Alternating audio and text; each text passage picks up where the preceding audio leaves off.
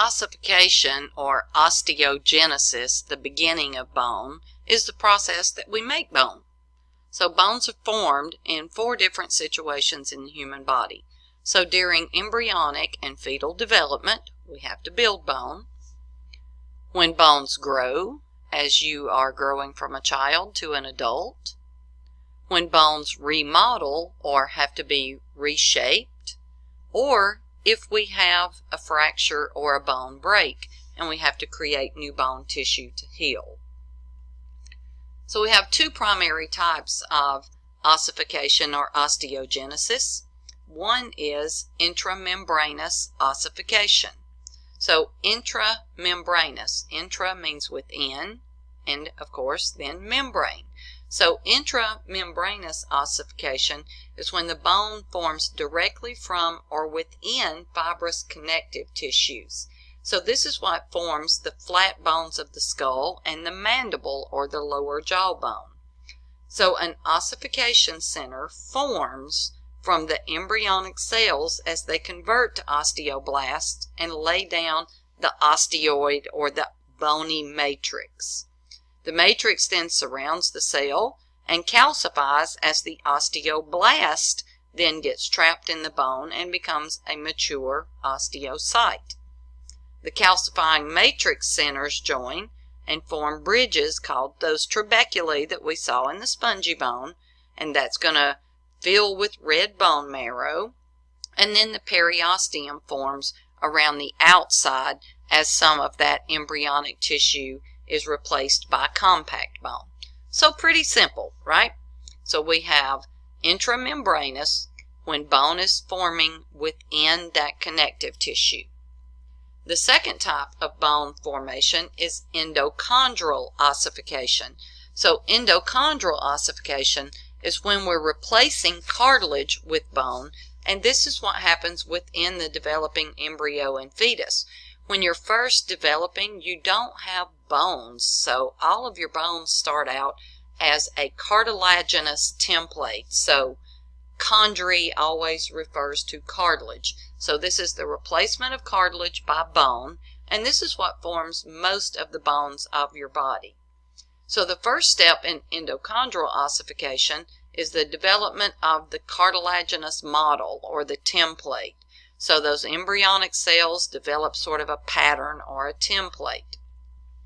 Step 2 is when that cartilage begins to grow. So the chondrocytes or cartilage cells undergo mitosis and create bigger cartilage templates for turning that into bone. In step 3, we have a primary ossification center begin. So primary first, ossification, bone.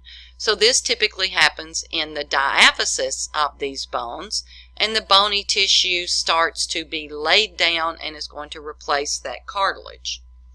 Step 4 is when we form that medullary cavity. Remember, the medullary cavity runs down through the diaphysis. So as those osteoblasts are laying down bone and creating the bony structure now, the osteoclasts start eating away some of that center and forming the medullary cavity. Step 5 involves the development of secondary ossification centers.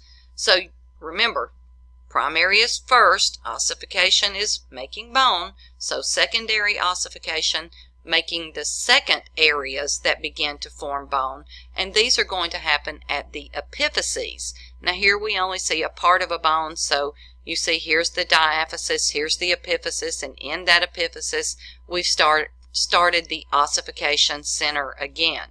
So this is happening at both ends of this bone, remember, at both diaphyses or both epiphyses.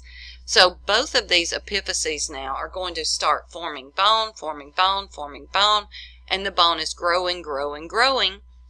The diaphysis is still growing as well. So we've got bone forming at the primary ossification center and at both secondary ossification centers.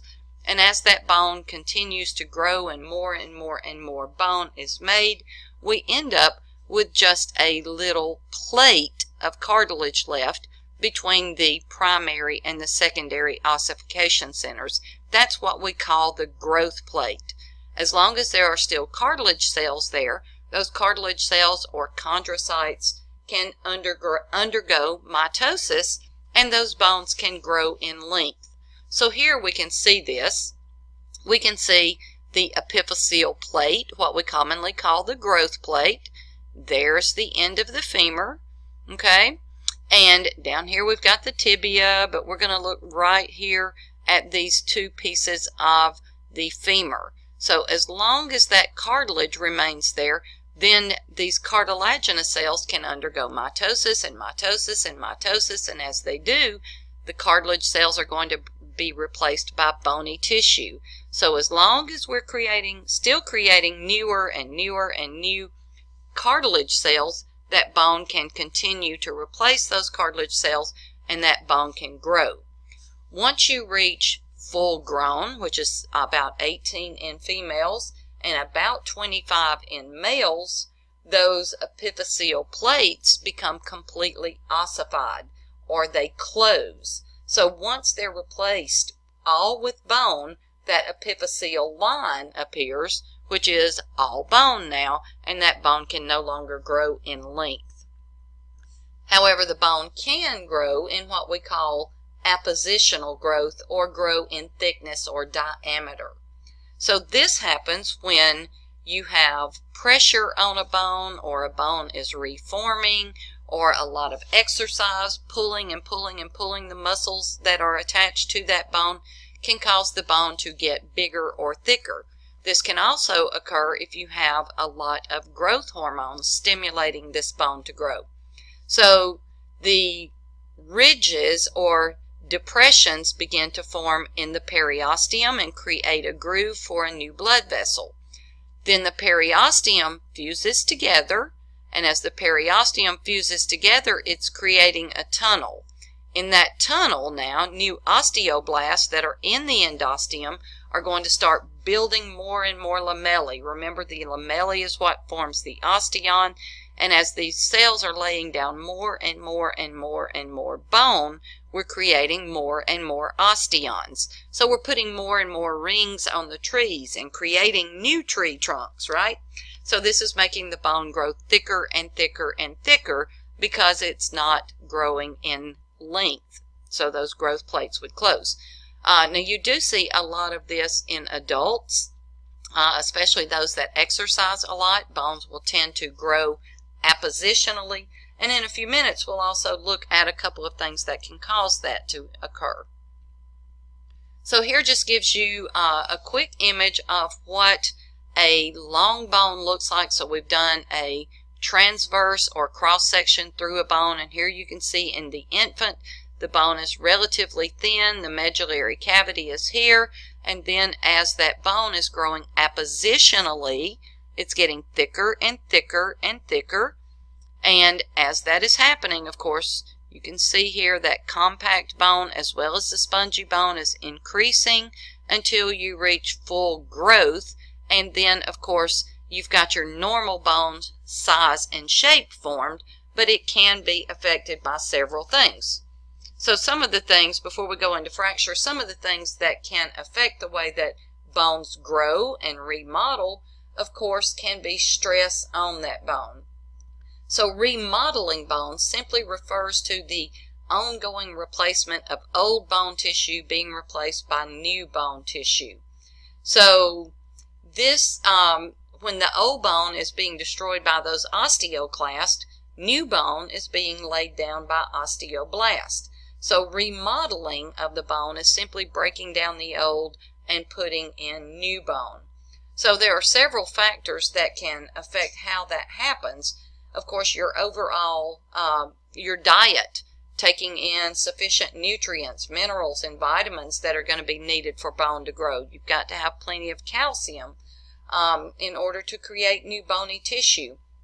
Also, if you think about what's going on if you get braces. So when you get braces, your teeth are embedded in the bones of your upper and lower jaw, right? So your maxilla and your mandible. When you put braces on your teeth, it's putting stress on the teeth, which is in turn putting stress on the bone, and it can cause that bone to remodel or to shape differently, and therefore the teeth straighten out within those bone. All right, so that's just a brief overview of how bone is made and how it's remodeled and constantly breaking down and building new bone to maintain and to repair what the human body needs. So next we'll move into fracture and repair.